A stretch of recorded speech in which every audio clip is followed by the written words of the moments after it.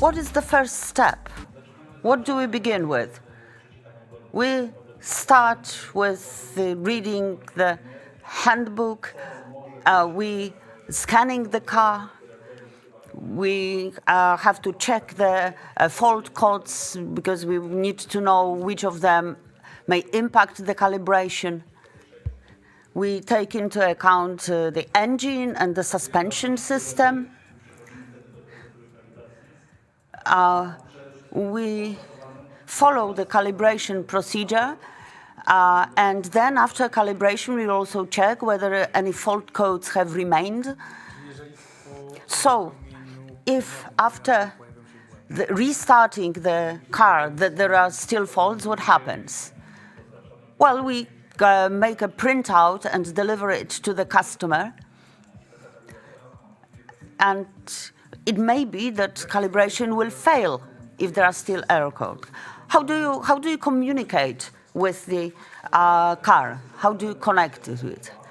Well, we have OBD2 connector, and this is how we connect with the car. So actually, you can get connected in this way with each vehicle? Well, yes and no. There is an increasing number of cars where there is the socket, but you can get connected because it is secured by the OEM. Then how can you calibrate such a car? Well, you can unblock it after you purchase the right license. But sometimes you need to do that in order to unblock the connection to the system. In the movies, we frequently see the scenes where a young hacker using his laptop can break into the system. Can this happen in real life? Are we protected? Well, it turns that, yes, in the US there has been a study conducted, and it turned out that in the case of one make of the cars, it was possible to break into the system and take control of the car. And that's why automotive manufacturers make sure that they secure their cars in such a manner as to disable anybody to change anything.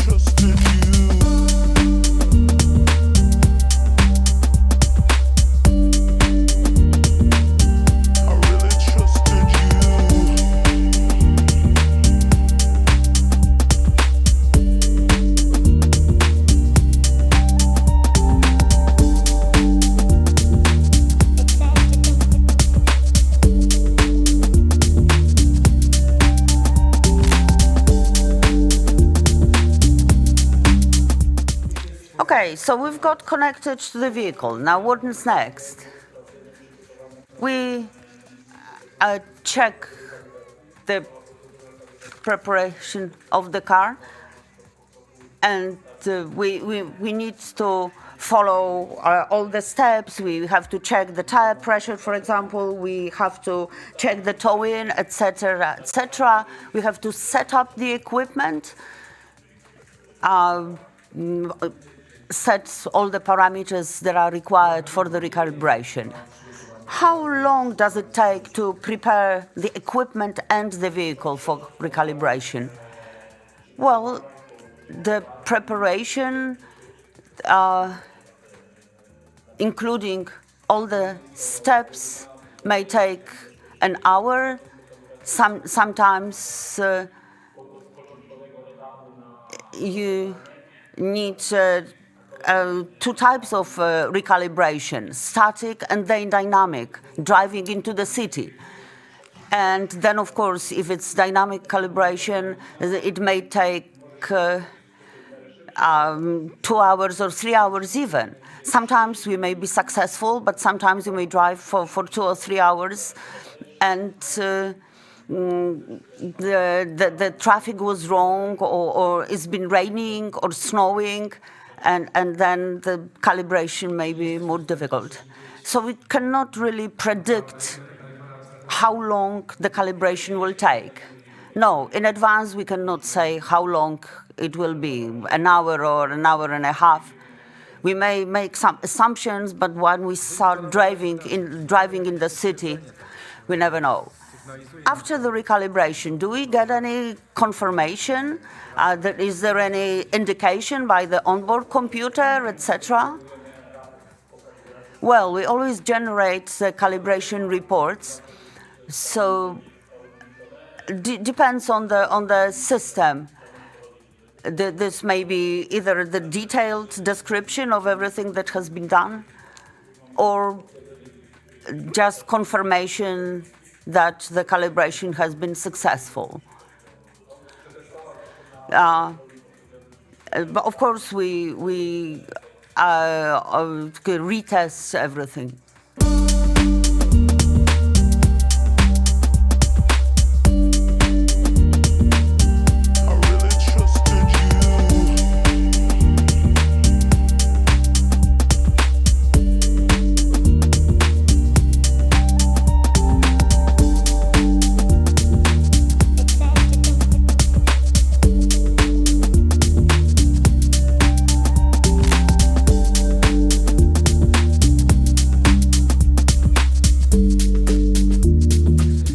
So the client drives safely back home, so we can trust the system and entrust our life and health to it? Well, yes. But of course, we have to bear in mind that it's the driver who's always responsible for driving still today. The systems assist the driver, but do not take the responsibility. In 2025, probably we'll have the third generation of ADAS systems, and the cars will become more autonomous.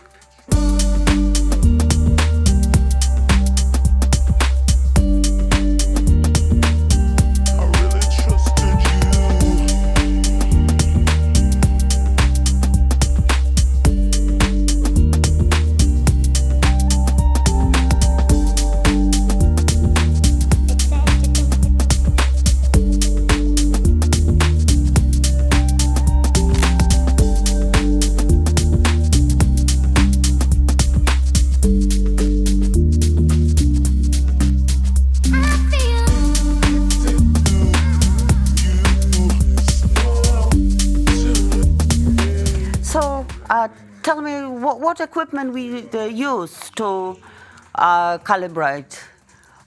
Well, we actually have 3 brands: Bosch, Hala Gutmann, and Texa. And so how many devices we have? 21 today, plus 3 mobile devices as tech, and also 1 piece of equipment that is used for recalibration of the systems on trucks. So 21 stationary pieces of equipment, 3 mobile ones. So you provide recalibration to passenger cars and trucks? Yes, trucks and buses also. What about electric cars?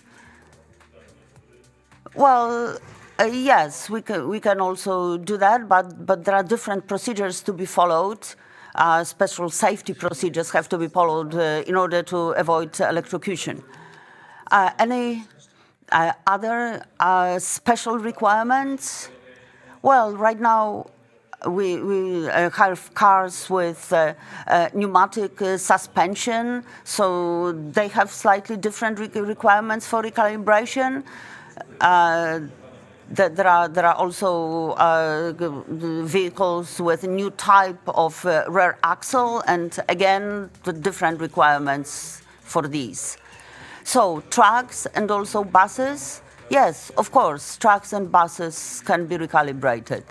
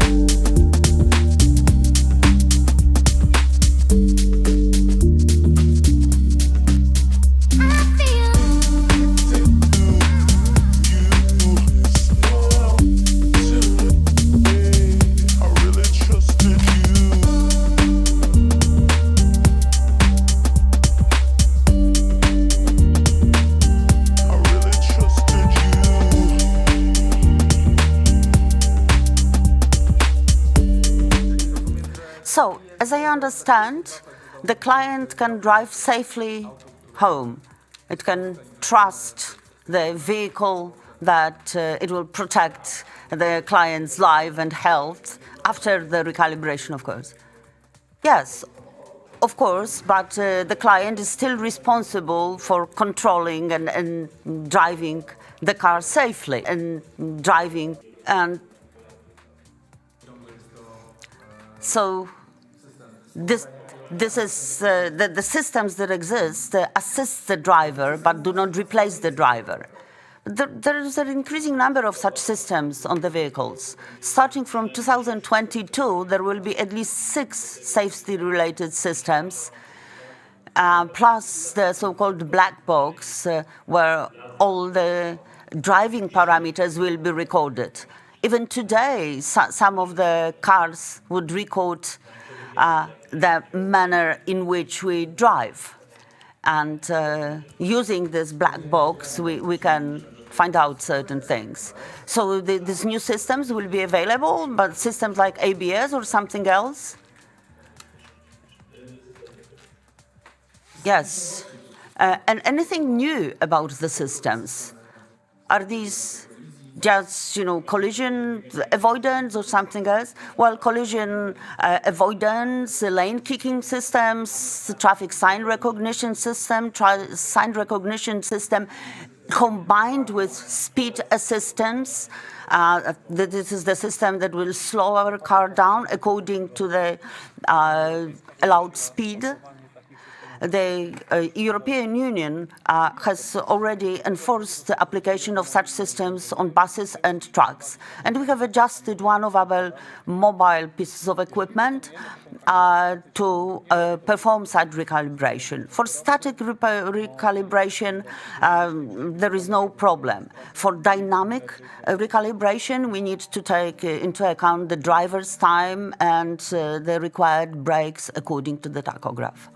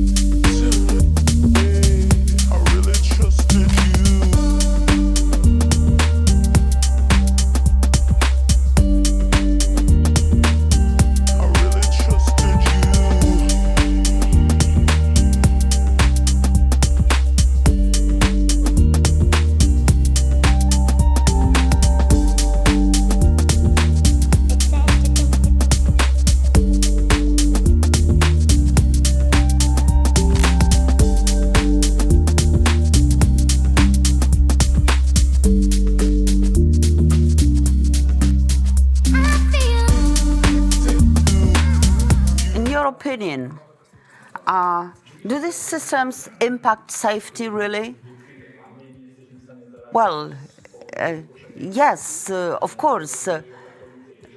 The driver's attention may be distracted and the systems assist the driver. So in the future, we are going to drive autonomous cars, fully autonomous. Well, this is the assumption made by the European Union. The European Union assumes that until 2050, there should be no fatal road accidents. According to the EU research, in 9 out of 10 cases, the accidents are caused by a human error. So if you eliminate the human factor, then the driving should be safer. This is especially important, for example, when the trucks or buses turn right, because they have a big blind spot. So the systems are not being worked on so that cameras can assist the drivers to see, for example, the cyclists or the pedestrians in this blind spot.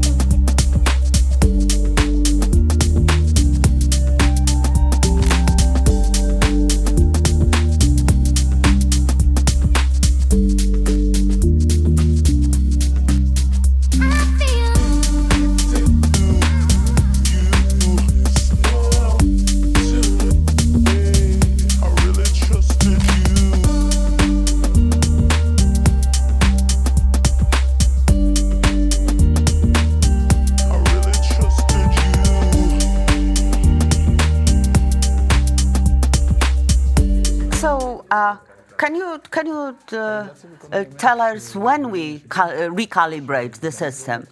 Well, if the windscreen is replaced or the tires are replaced, when the geometry of the cars changes, so after such service, recalibration has to be done. What happens if it's not recalibrated?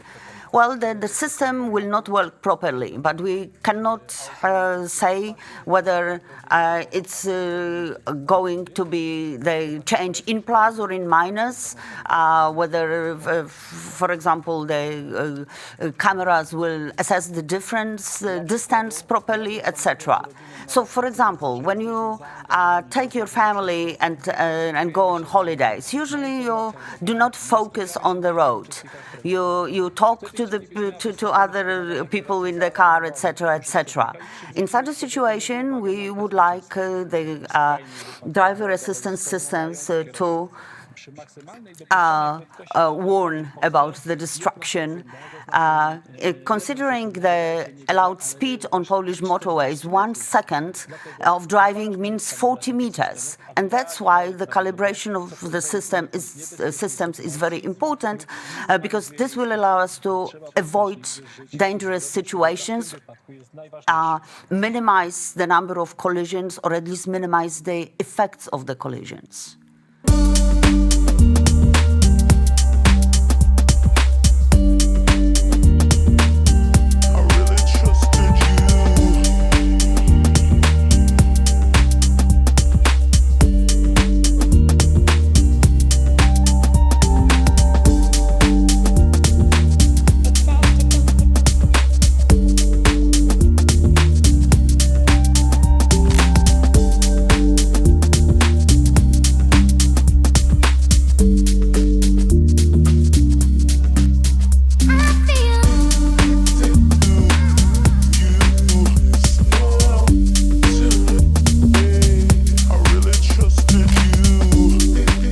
So, what is the connection between these systems and the windscreen? Well, the sensors, the cameras are frequently mounted on the windscreen next to the rear mirror, because this is where the visibility is the best, and the systems are protected by the windscreen. So the windscreen is like scaffolding for these systems. Yes, there are special brackets on the windscreen, and this is where the individual pieces of equipment are mounted. Why is it this place? Because the visibility there is the best, and also is within the central line of the car. Plus, the windscreen protects the cameras and sensors against the weather conditions. And cameras, radars, etc., constitute a very expensive part of the system. And thanks to this windscreen protection, the system can work efficiently in any weather conditions.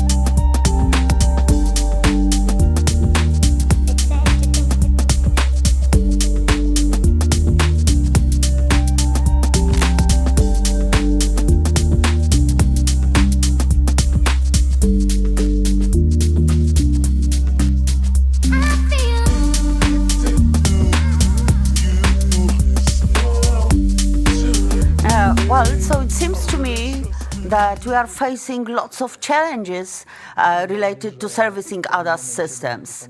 Yes, we have to assume that there will be very many vehicles like that very soon, if only because of the requirements that will come into force in 2022. Like, for example, the requirements regarding the automatic emergency braking, intelligent speed assistance, detection of pedestrians and cyclists, alcohol interlock installation facilitation.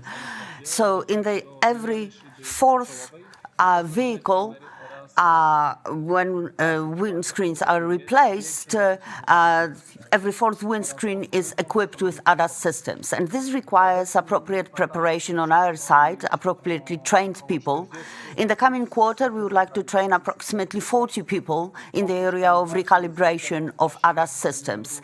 And apart from recalibration of systems located on the windscreen, we would like to expand our services to include recalibration of radars that are placed on the bumpers, and also the surround view cameras.